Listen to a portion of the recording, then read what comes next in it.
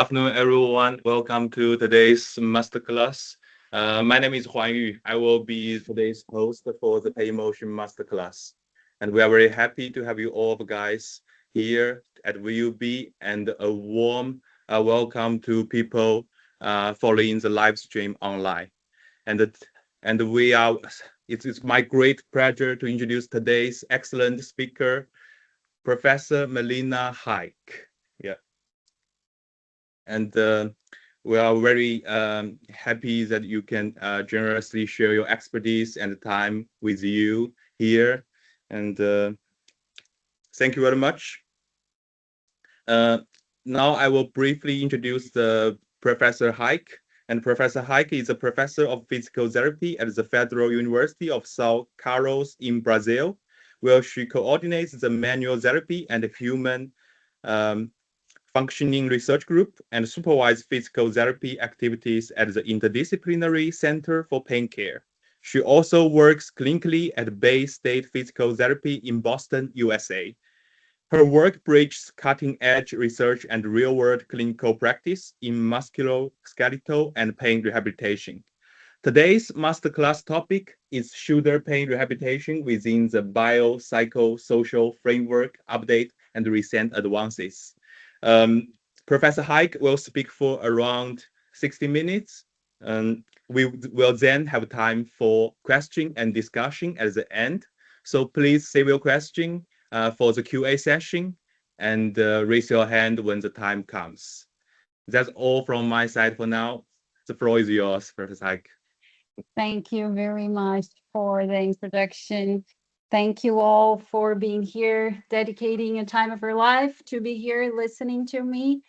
Thanks, Professor Jonas, for having me here within your group of research, which is a very important group in this area worldwide. It's a pleasure to be here. My main interest is related with shoulder pain rehabilitation and biopsychosocial model, and that's why I'm here presenting the masterclass for you today. And I want to share what we would be talking about. It was working, but it's not working anymore. But I can try to start in here. Switched on. Yes. Yeah, it is. So we will talk about some shoulder pain metrics, and I will try to explain a little bit more of what we want to talk more precisely, which is the rotator cuff related shoulder pain.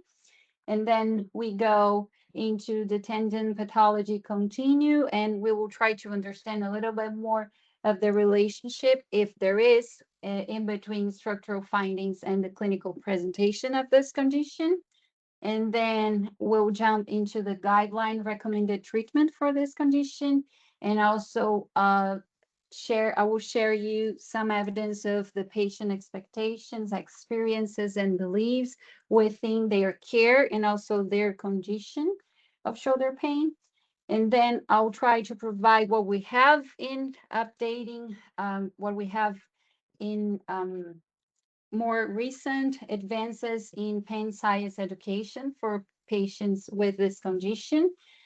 And by the end of the session, I'll share a little bit of the next steps of this area of research with our attempt to phenotype those patients into the one of the three main important main mechanisms of pain.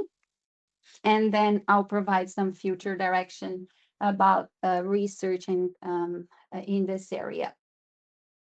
So let's get started. What we are talking about. So we're talking about a condition that it has the prevalence in primary care settings of 2%.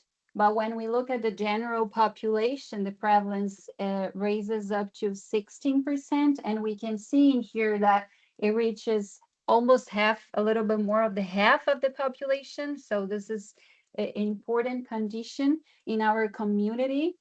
And when we talk about sex differences, we have a little bit more prevalence around, among women compared to men, but we can see that the prevalence ranges are pretty close. So the likelihood of being affected is kind of similar for both sex. And when we talk about economic status, so the higher income nations are the ones that suffer more with this condition. So the prevalence is about 70%. And we can also see that it raises up to half of the population in some areas of the world. And when we talk about incidence, so the probability of a person being committed, being suffer from this condition for the first time in their lifespan, we talk about the overall incidence of about 37, 38 per thousand persons per year. And in the primary care settings, the incidence is also the same thing. And general population, it's a little bit less. But we can see that this is kind of an important condition in muscular skeletal care. And we fight for the second place sometimes with knee pain, but it's usually the third most common condition for musculoskeletal dis dysfunctions. We are back to low back pain and then knee pain. So we get the third place in prevalence.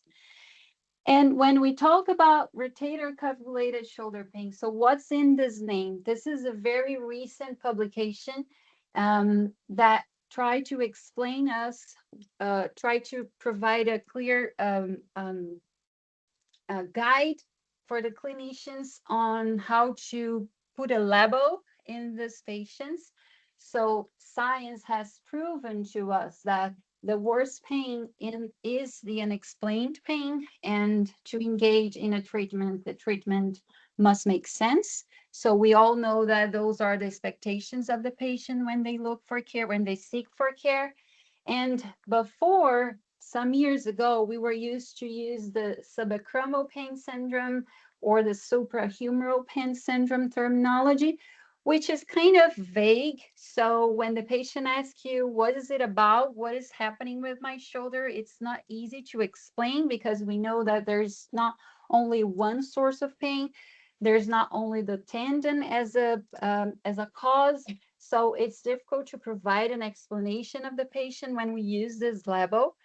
And so the most accepted label is rotator cuff related shoulder pain, which gives us the idea for the patient that the case is when there is evidence of increased load relative to the individual's load bearing capacity, whether this increase of load is related with physical or lifestyle habits. So it's easier to explain to the patient, and I'm going to go through this explanation later on in this presentation, but we can give the patient a better picture of what they are suffering from and why. And in this condition, usually we have a broadly preserved range of motion, which is important for us to make the differential diagnosis. So we're able to rule out other potential sources of pain, especially referred pain from the spine, and also shoulder instability or shoulder stiffness, like frozen shoulder when we have less range of motion available.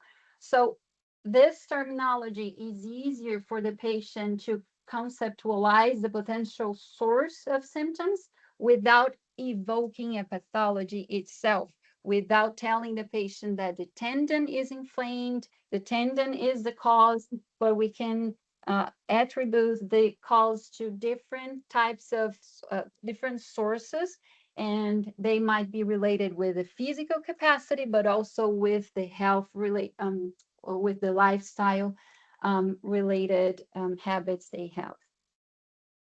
So in an attempt to better explain this tendon pathology, the model was the model that the researchers are trying to provide us is about how the structure of the tendon is changing, but it doesn't mean that because the tendon is changing, there it's a structure. There is a relationship in between pain and dysfunction and this structural alteration.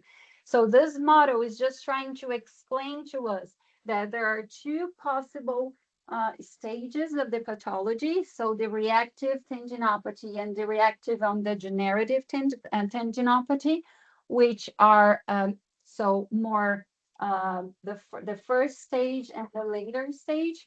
But before those two stages, we know that everything starts with some type of overload. So when the muscle is suffering an overload, there is an intrinsic reaction, which is the proteoglycan's expression and breakdown. This is normal to occur in an acute situation when you are doing exercise, you are using your muscles, you're overloading your muscles, and this is the normal reaction of our body. But if the context is helpful, if we have proper rest, we have proper nutrition, if we have proper load increase, we will get back to the normal tendon structure. But if the context is not helping us, if you don't have enough sleep, if you don't have good nutrition habits, if you are overloading repetitively your tendon at work or whatever type of activity we're doing, you are more likely to start the reactive tendinopathy stage of the disease, in which we have cells and matrix breakdown and proliferation also in an attempt to over, in an attempt to help the tendon to support the load you are offering to it. But if the load continually keep going, it's true that we can go into the second stage of the pathology, which is the reactive degenerative situation. This one is not reversible anymore. Up to here, up to the reactive tendinopathy, we can reverse to the normal structure of the tendon. But once we reach this stage, we get some collagen in between the fibers. So it's hard to go back to the normal tendon. And in both situations, we might have some nociceptive stimulus, which are not completely understood, but they might be related with load and also with the sensitivity of the peripheral nerve of the tendon. But the goal of the treatment, when we are here, the goal of the treatment is pushing the tendon up, which means trying to control the load, control all the contacts to get back to the normal tendon. But when we reach this phase, the red phase, the interventions just want to focus on moving the tendon sideways. We won't have the normal tendon anymore. We'll have the tendon disrepair, but we can live with it. We can better functioning with it if we do a good intervention process aimed to pain and also to recover function and load capacity of this tendon. And this is important to understand because we know that there is no relationship very clear in between the structure, the function of the patient, or the tendon function and pain. Of course, so clinical presentation of pain and dysfunction is independent of the structure pathology. And we can see here they are separated squares or shapes. And it's also true that when we have an underlying pathology, which is the yellow square rectangle, your risk to develop symptoms is increased. But of course, the relationship is not very direct. We can see half of the patients who have pathology do not present pain. And then pain itself is partially related to the poor tendon capacity. So if we compare the blue square with the red square, we can see that there is kind of a relationship. But again, you can live with poor function, but no pain. You can live with the pathology and low function and no pain. So this is important to understand, and science has proven us that the deficits in structure and function are not straight related with the clinical presentation. And we can see this on imaging findings in scapular dyskinesia, We can see it also in scapular positioning in the trunk and static posture of spine. All those alterations are present in symptomatic and in asymptomatic individuals. So, what the rotator cuff related shoulder pain rehabilitation should look like. Guidelines have recommended advice and education, activity modification when needed, clinician guided exercises, and other strategies such as manual therapy, laser, or acupuncture as an adding therapies, as an addition to the exercise therapy, which is the mainstay. And a recent systematic review have provided us 11 recommendations for musculoskeletal pain in general, and this includes shoulder pain in their review. And we all know that the care should be centered to the patient. We have to screen for red flags, assess psychosocial factors, use and recommend imaging exams, just in some cases, very selectively. It's important to perform the physical exam. It's important to understand the strength, the range of motion, the reflexes, the sensibility of the patient. But it's also important to provide a high quality conservative care first before recommending the patient to surgery. We can use mainly, we need to use mainly physical exercise and stay active. Manual therapy can be an adjunct, and we have to provide education, information, monitor the progress. And it's important to keep patients at work, because if we educate the patient that they need to stay active, they need to do whatever they want to do, and we take them out of work, this is kind of contradictory.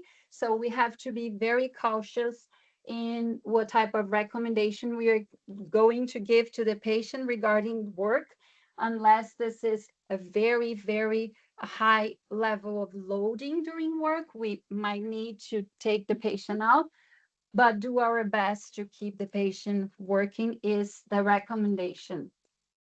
And what should be those exercises? So we know this is a mainstay of treatment, and it improves pain, functioning, range of motion, and strength. And what we are talking about, so we are talking about strengthening, stretching, and sensory motor exercises, but mainly strengthening exercises should be the preferred strategy. And unfortunately, there is conflicting evidence supporting the superiority of specific prescription parameters. So we are not sure what type of exercise is better compared to others. Any type of exercise, any type of any content can be used and provide beneficial results. So resistance bands, functional exercises using concentric or eccentric um, contractions, open or closed kinetic chain, with or without co-activation of the glenohumeral muscles. We can provide exercise at the clinical settings, but we also can provide home exercises for the patient. We can do them scapular focused or only general shoulder exercises. All those type of exercises have evidence of improving pain, functioning, range of motion, and strength in shoulder pain condition. But what about feeling pain during the exercise? Is it good or is it bad?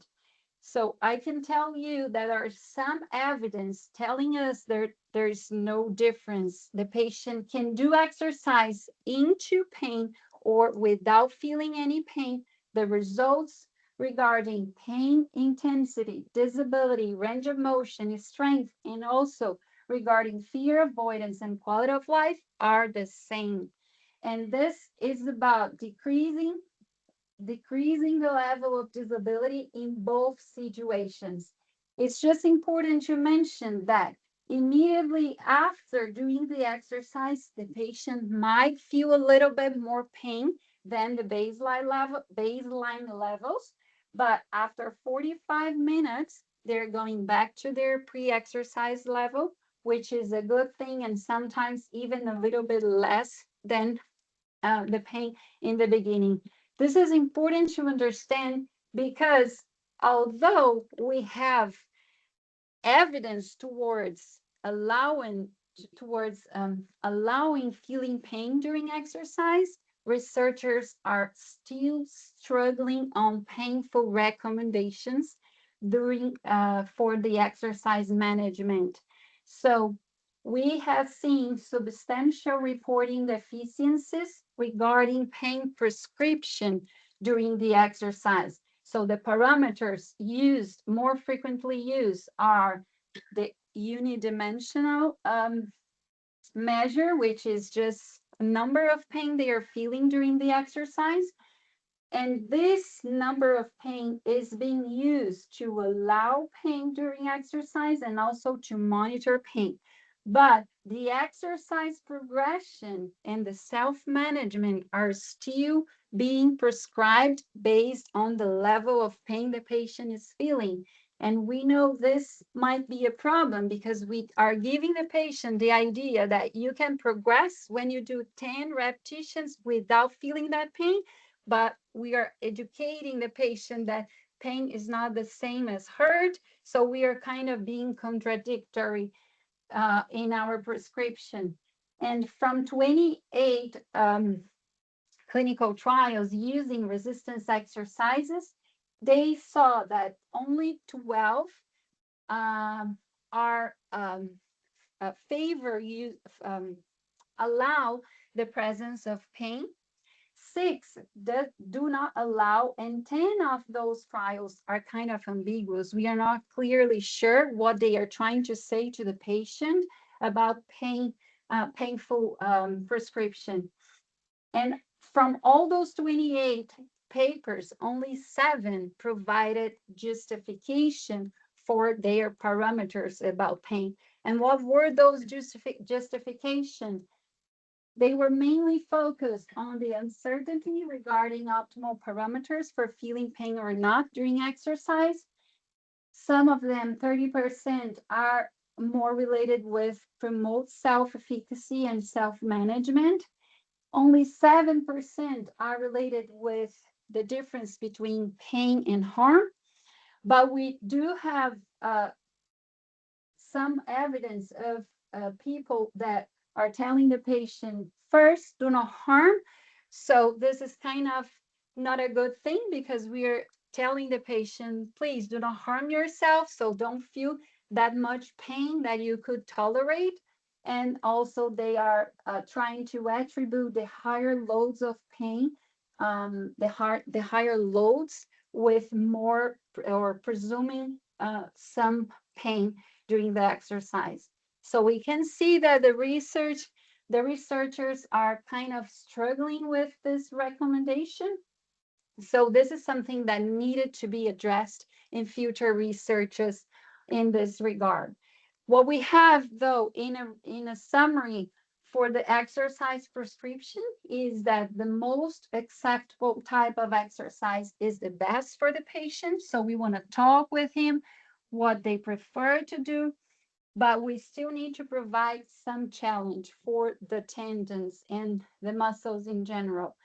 Preferable, we need to challenge exercise towards functional difficulties they have. So if the difficult is overhead reaching, we want to provide exercise simulating these activities. If the difficult is carrying loads, we want to simulate the patient to carry loads. And the staging of the load the progress of the load should be within limits of acceptable symptoms and according to the patient's ability. So we need to talk to the patient and understand what they can tolerate as an effort and go from there on and not as a painful stimulus. Okay, so we know what treatment is about, but now I want to tell you the prognosis. Are those treatments being effective for all the population with shoulder pain? Unfortunately, we are struggling with long-term results of physical therapy because they are often poor, and about 40% of those patients do not get better. They're still symptomatic after the first consultation and also after 6 months of treatment with physical therapy. So, what's happening? Some of the evidence is telling us that the common clinical outcomes are not associated with prognosis after treatment. What are those clinical outcomes that we use? The range of motion for external rotation, the external rotation leg, which is a test that tells us about the full thickness tear of the rotator cuff, and the cervical spine involvement. So those clinical outcomes are not associated with good results or neither with better results. Who are those patients who get better though? So good prognosis at 6 weeks or 6 months of treatment are associated with patient expectation of recovery, especially with complete recovery after physical therapy, high levels of self-efficacy at the baseline, and also short duration of symptoms, low level of pain and disability, no bilateral complaints, no previous surgery, no comorbidities, and also there is one mechanical outcome that is kind of related with good prognosis, which is the increased arm elevation when you help the scapula to go up, so it's kind of a assistance of the scapula. So we are trying to understand whether the scapular movement helps the patient to get more range of motion. But I have to say, this is only one of the full list of prognosis factors. And also, there is evidence of the psychosocial, psychological, and social components. So we see that low levels of pain and disability are associated with good prognosis, right? So we also know that high levels of pain and disability are associated with pain catastrophizing and kinesiophobia in this population. So those are the patients that do not improve, right? If those are the patients who improve when you have low levels of pain, high levels of pain and disability, and also more widespread complaints, not only in the shoulder or bilateral complaints also, when you have more comorbidities, so you are in risk of developing a persistent rotator cuff shoulder pain. And on top of that, recent evidence is telling us that cognitive deficits are present in this population, and they are regarding attention, memory, executive function, and also mild cognitive deficits. Although the evidence of these components, psychosocial components, is still low quality because of the design of these studies and the scarcity of these studies, we have to pay attention on those signs because we have psychological aspects helping the prognosis of the patient. And when we look at the patient care, so what they are seeing, what they are feeling about the care that they receive. Unfortunately, patients wait too much to seek for care. So they go they seek for a doctor or a physiotherapist after 8 months of feeling pain. So this is kind of alarming because we are receiving chronic patients. We're receiving patients with persistent pain. So when they can't sleep anymore because of the shoulder, that's when they are looking for care. They're seeking for care.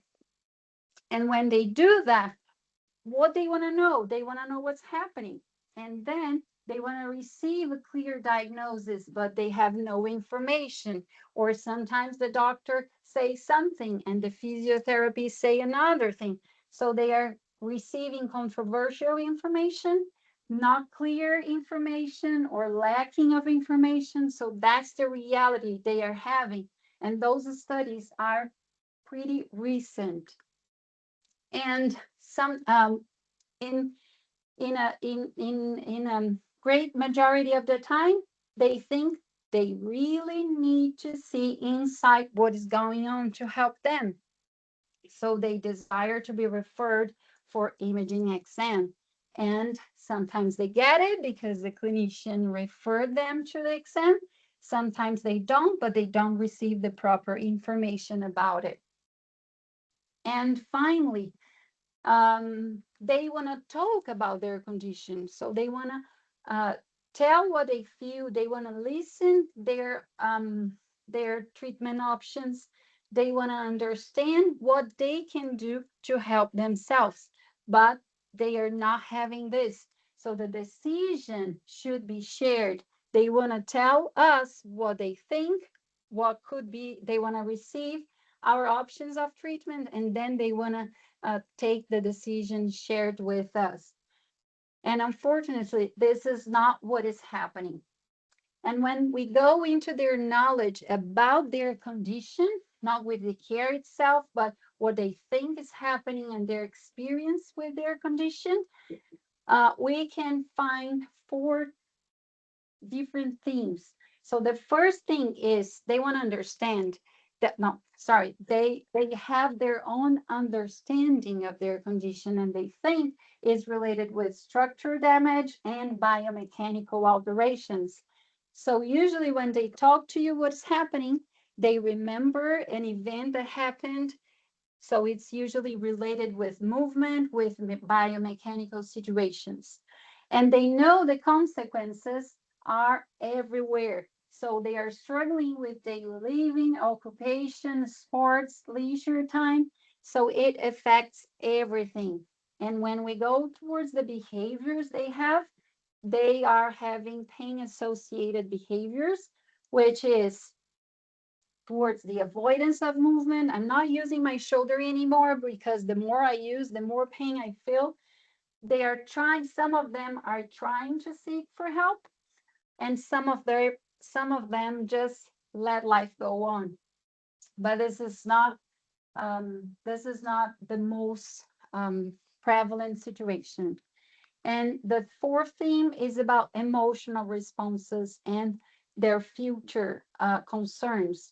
So they are getting frustrated, they are getting annoyed, and they have concerns, but they still have goals for future. And we need to know what are those goals and how we can help them. Okay, so what pain science education for rotator cuff shoulder pain has been provided for this population? So we have videos, brochures, daily reminders, text messages, live explanations about the findings, the imaging findings. There's still only a few of studies that have done this very recently. It seems to bring out some benefits for pain and disability decrease. It seems to increase self-efficacy and intention to stay active. And it also seems to improve the perceived seriousness of the condition and their recovery expectations.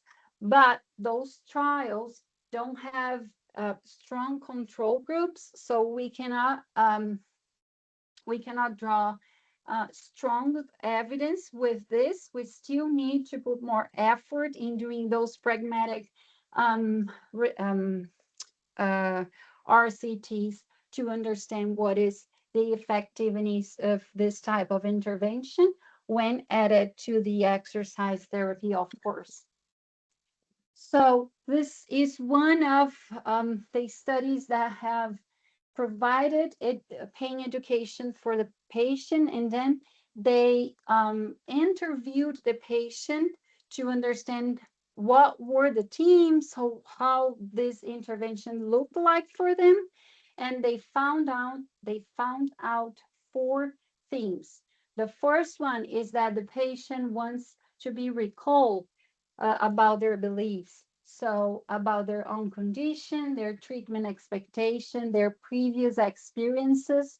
And within this recalling, we need to have a clear communication with the patient. We have to listen them. So, this is the second theme, rapport and building a relationship with our patient. So then we can provide the information, and the easy information is about their understanding of the resources they have to deal with the situation. And this might be valuable and in-depth information because they need to join the dots. We are not joining the dots for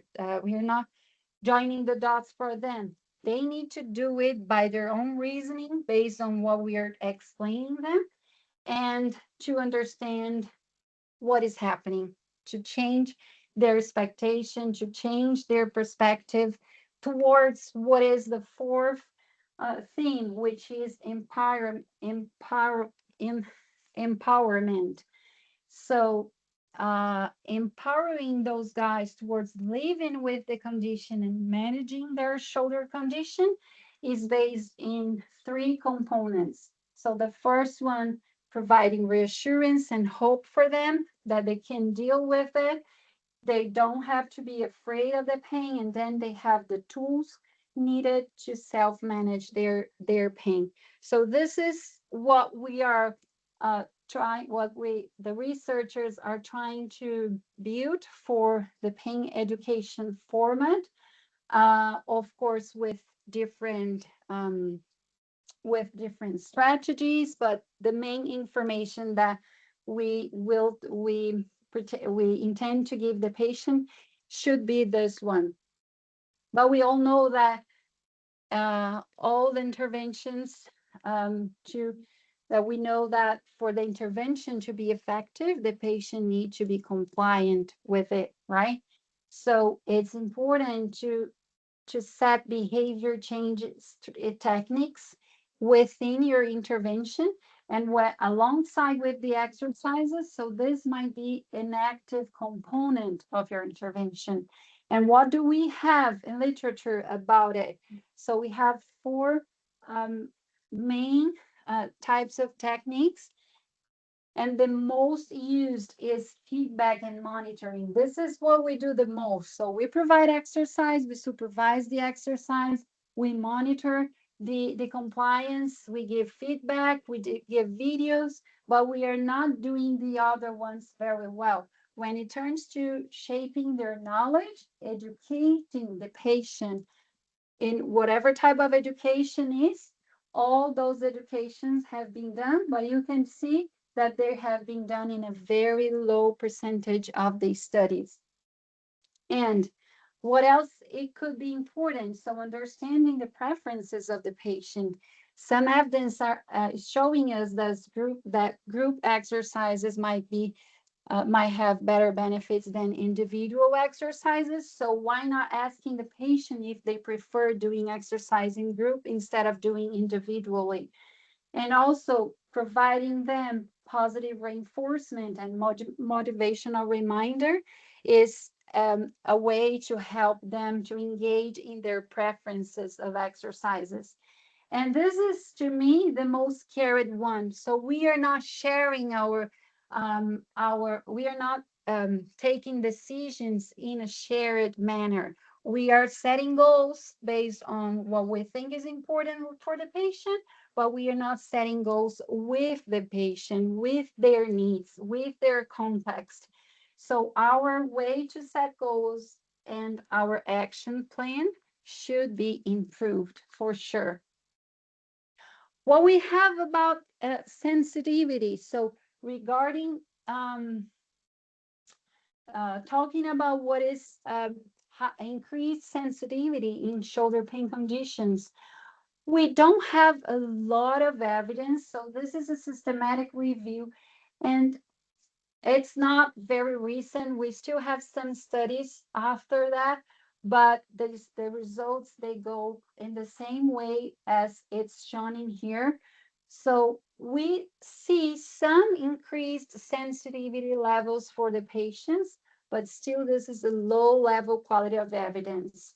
So we can see, for example, for the local pressure threshold, on shoulder, I mean. So it's on deltoid region, supraspinatus, trapezius, or in the acromion. So we can see that there is some evidence of higher sensitivity for the shoulder pain patients compared to the controls, but there are also some evidence of decreased hypersensitivity, decreased sensitivity. So it's kind of uh, contradictory. And when we go to the remote region, which could be the low back pain, the masseter in the face, or tibialis anterior in the leg, we still have not a lot of support towards the higher sensitivity. So why? What is happening? Because we are not identifying those guys that are more sensitive compared to those that are not. So, what could be the next steps of the research? Sorry, it's going to be the other slide. So, we see that there is some sensitivity, but it's not clear, right? But maybe if we try to phenotype those guys and understand who are more likely to be an nociceptive profile and who are more likely to be an nociplastic profile, maybe we can see this difference more clearly, because here it's all shoulder pain patients. They are not being classified in any manner. So as a summary, what we have here, although this image is a little bit old, we can draw conclusions based on the central nervous system scrutinity here. So it seems that everything starts with the deconditioned tendon, right? So the tendon is kind of unprepared to receive the load it is receiving. And why? Maybe so maybe no. So the evidence is telling us that this status of the tendon is influenced by biopsycho and social aspects. What is in the biological side? So the vascular condition of the tendon is poor. We all know that the supraspinatus has a low level of vascular support.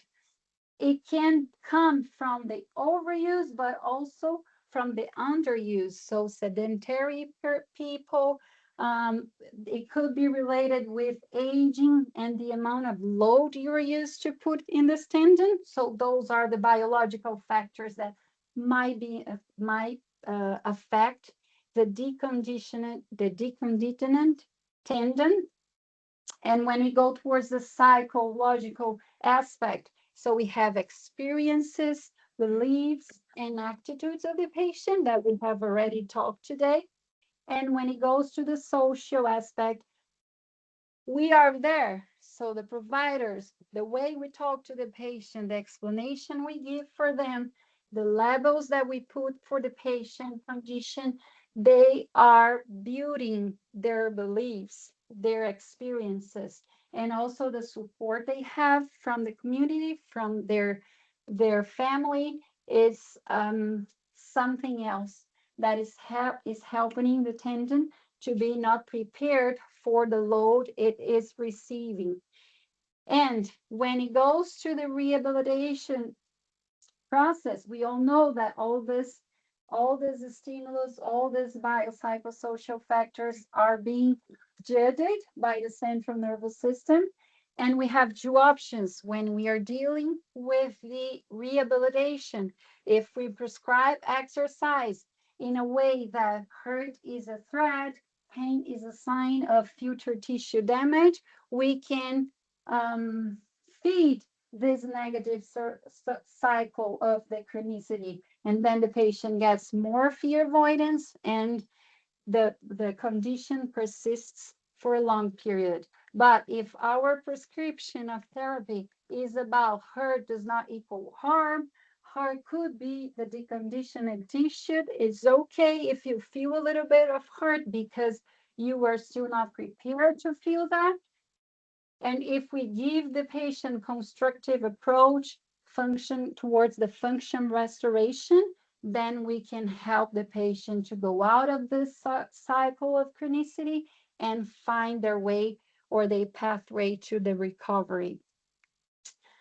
And what could be the next steps in this area, though? So, as I talked to you before, this is a very recent paper we have just published, and I'm honored to be part of it within the pain emotion group, which is that we are trying to provide the clinical reasoning towards how we can phenotype those guys. And this is a reasoning based on expert opinion. This wasn't tested yet, but we are using the 7 steps clinical decision making algorithm of the IASP, which was led by our Professor Ness and colleagues to classify those patients. So we are going into the first step, which is the duration of the symptoms, and then we assess the distribution of the symptoms, and then try to identify which, if nociceptive or neuropathic characteristics are predominant in the patient condition. If not, we keep going in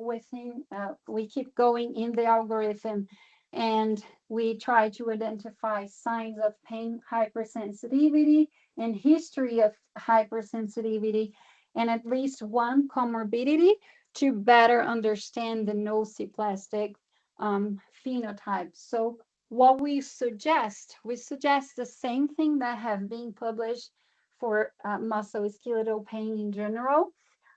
And here is the summary. So for the nociceptive phenotype, we might see a clear onset of the pain, so the patient can evoke what happened with him when he first started feeling pain. We can understand that the region of pain is logical, is related with shoulder mainly. The intensity is proportional to the lesion. We can see effects of the medication, the drugs that have peripheral action, and our clinical findings are consistent with the mechanical provocation.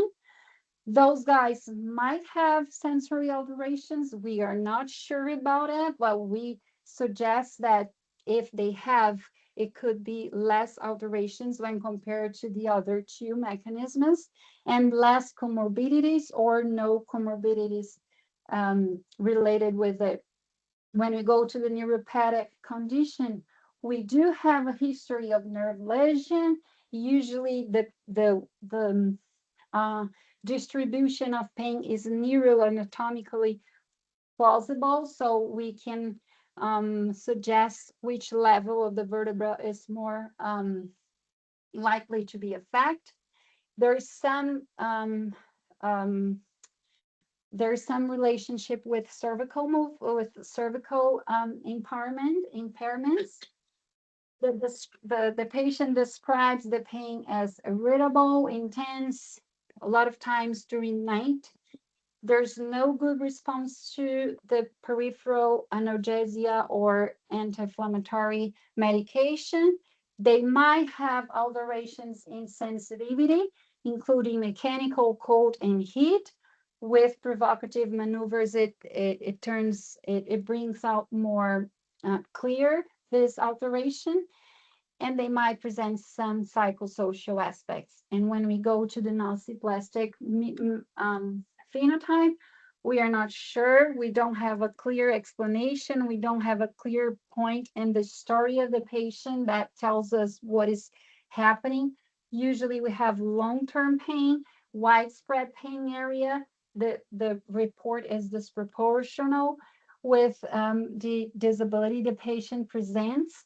Usually the response to medication is not good, There's no relationship with mechanical provocation, but there's some alterations in mechanical and thermal allodynia, and also psychosocial factors and comorbidities. So this is our hypothesis for this condition. But my next steps with the group also is trying to identify which are the biopsychosocial aspects in each of those mechanisms and how they correlate with those suggestions we are doing. And overall, the future directions for this condition should include cognitive impairments should be assessed and addressed in this condition because we are seeing more and more cognitive impairments in those patients, and we should be able to better assess and address it. We have to develop um, specific patient education because, as I told you before, the treatment to make the effective treatment should make sense for the patient. So we should use specific words, specific um, examples for the patients with this condition in the upper limbs. And also regarding the general health and their behavior strategies should be included, how to monitor the progress, how to prescribe exercise according to their preferences, and so on. We can do a better job towards understanding mediators of recovery for the condition. So do we have strength, endurance, pain self-efficacy, or fear avoidance, or any other psychosocial aspects mediating the effectiveness of the condition? We don't have it clear yet. And the more recent advance we need to provide is identifying the psychosocial aspects related to the shoulder pain phenotypes, which is something that I'm doing right now. And I want to acknowledge and thank the foundation that is funding me with this study. And then after that, we need to try to tailor the treatment towards each one of the shoulder pain phenotypes to understand who are the better responders and what are the characteristics that are really they are really presenting in each one of those mechanisms of pain. So that's all I have for you today. Thank you again for being here, and I'm welcome to answer any question.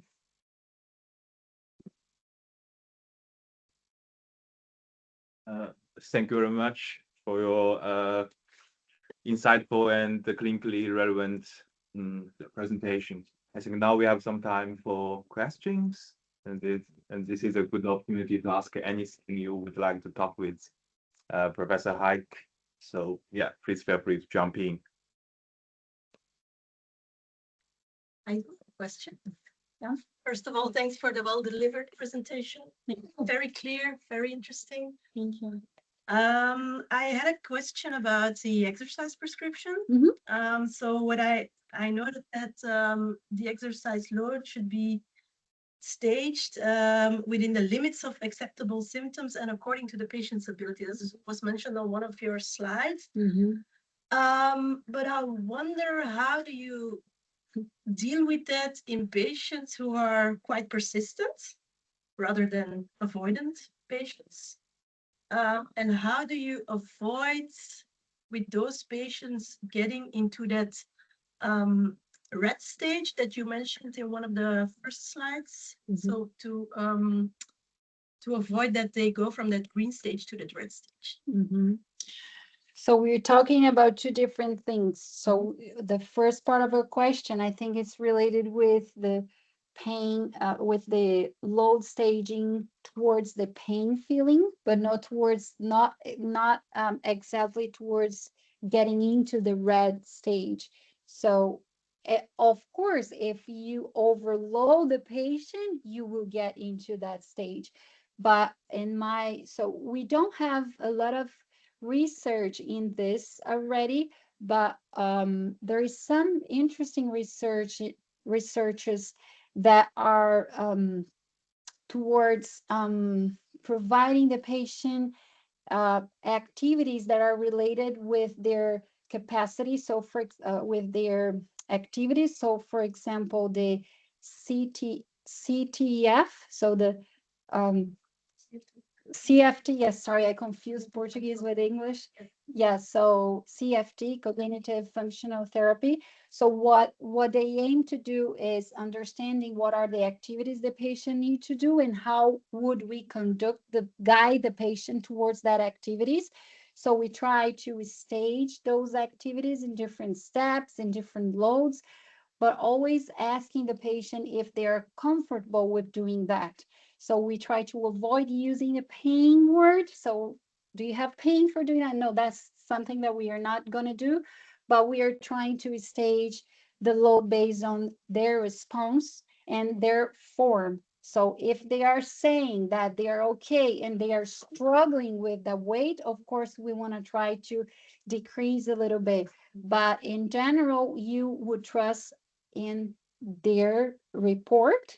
So I agree with you. It's hard to do that. I don't think we have an answer for your question yet. Maybe in the future we will have, but some research is trying to get their the patient report to stage it. And I think this is much more helpful than just starting with a certain amount of load and go for that from there on.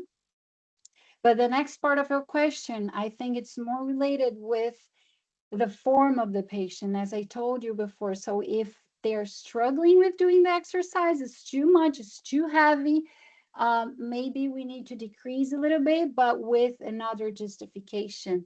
Just try to do it more naturally without a lot of effort, and let's see how you would respond on the next section. And that to me is very important. So you provided a exercise list, or you did your session with the patient and you want to wait how they will be the next session, um, awareing them that they might feel something different. If they feel it, trying not to relate this with the load that you have done before, but with their capacity to respond or to progress. So it's normal. Your body is getting used to that. Let's keep going from here on. And I think that would be more pragmatic than objective. I think that's my answer to you. It's hard. I don't think we still have a good answer for this, but I think research is going to this way. That's what we need, more pragmatic clinical trials. Thank you.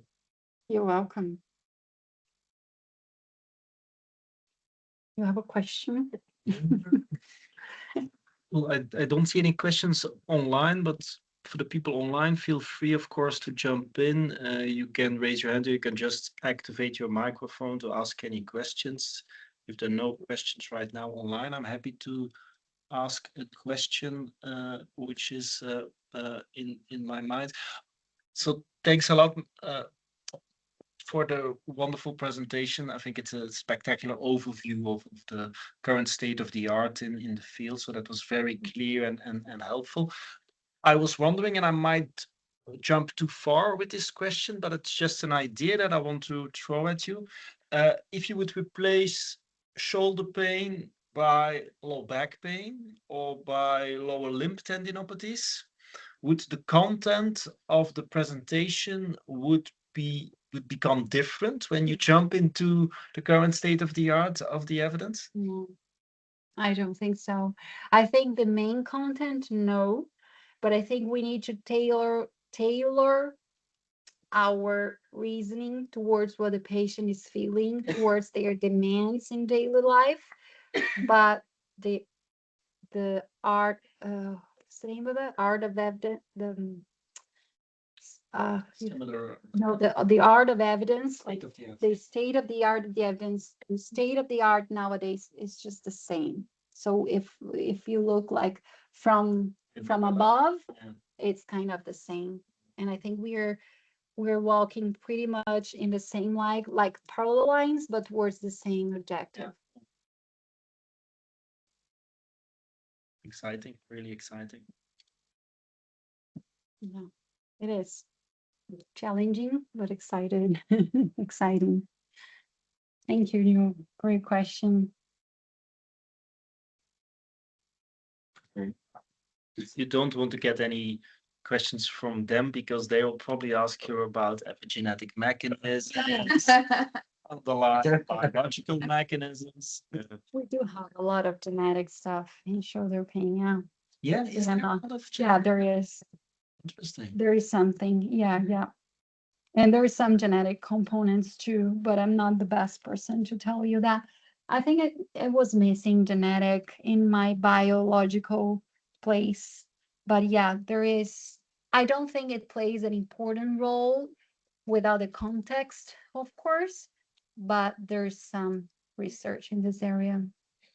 Also about inflammation, immune system, microbiome stuff. Oh, yeah. Yep. Microbiome stuff, I'm not sure, I'm not sure in shoulder pain. I know there's a lot of visceral pain studies, but shoulder, I'm not the best person to answer this. Thanks. What you're thinking about genetics? No. It was interesting. There's indeed there is some biological aspect as well, and I would imagine in certain phenotypes more than others. But yeah, if there is a lot of evidence, maybe interesting. I have a question, like following the Joe's question, like should we like in not only in shoulder pain but also in all kinds of chronic pain problems, should we like combine the biopsychosocial, also some biological information into the pain education, pain science education in all chronic pain treatment as a part of treatment? As a part of the pain education thing? Yes. So I think it's very important, the research that I showed you from New Zealand group. So they shaped a pain science education program for shoulder pain patients. They have a protocol published, but they did not have the results yet. And they have the qualitative study in which they were trying to identify the themes that the patient are understanding about the pain education. And they do have a biological component. So it's important for the patient to accommodate their need, like to make them understand that yes, there is a load aspect in your tendon. Everything started with this load component, but it's not all about the tendon pathology. It's not because of the load that your tendon is weak and it's not able to do movements anymore. So it's important to provide the information the patient want to know, because then you kind of relax, they kind of settle and they say, oh, okay, so I'm not that wrong, but I can go from here on. So we can reshape their knowledge towards what is pain science nowadays. So that, as I told before, the deconditioned tendon could be a result of biological, psychological, and social components, and the patient needs to know this to engage with the pain education, because if it doesn't make sense, they won't engage. Thank you. You're welcome, guys. Thank you very much for having me here, for all your questions and your time. It's really a pleasure to be here. And I hope I can come back with better answers for you with new results. Okay, and I think we are approaching the end of this masterclass. If there's no more question from online, okay. Yeah, thank you very much for your insightful and very, yeah, so the helpful information from your side. And we hope like everybody can enjoy this session and take some idea back into the research and clinical practice. Yeah, sure. Yeah, and okay, have a great rest of the day, and we hope to see you again at the next masterclass. Goodbye. Right. Thank you. Thank you. Thank you, guys.